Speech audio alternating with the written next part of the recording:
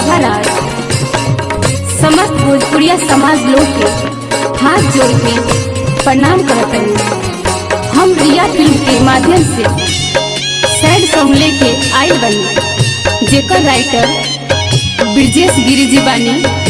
हमरा आशा ना पूर्ण विश्वास बाकी रउआ सबन के आशीर्वाद और दुलार जरूर मिली।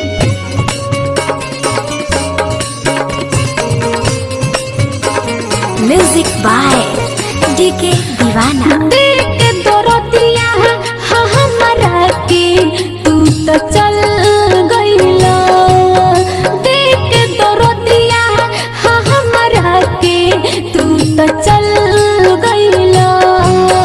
कोई सत रोही जान, कोई सत रोही पल भर में तू बदल गइला।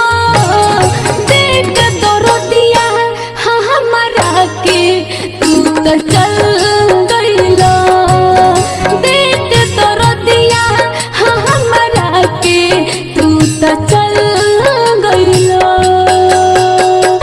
जा जान जा भुला दिहलो, दिल तोड़ के रुला दिहलो। जा जान जा भुला दिहलो, दिल तोड़ के रुला दिहलो। जिलता दे हमरा के सीता सुला दिहलो। जा जान जा भुला दिहलो, दिल तोड़ के रुला दिहलो।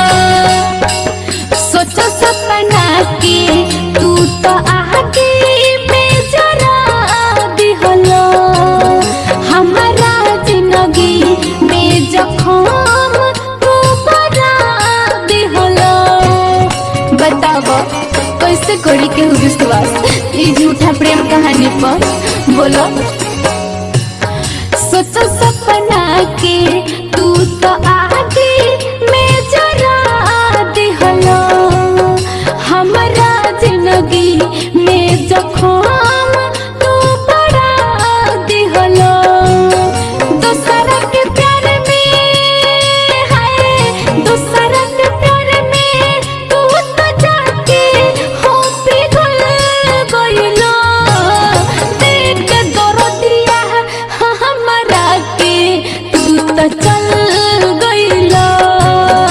देख दरदिया हमरा के तू तो चल गइलो।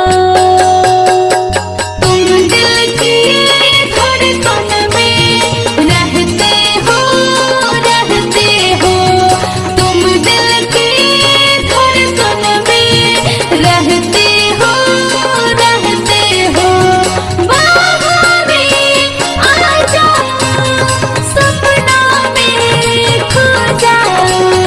तुम दिल की धड़कन में रहते हो, रहते हो। पर भारत की आँखिया से गिरलोर हो, बिरज सगीरी काहे दिलो दिहलो तोड़ हो। का मिलत तारा दिल तोड़ के बतावा।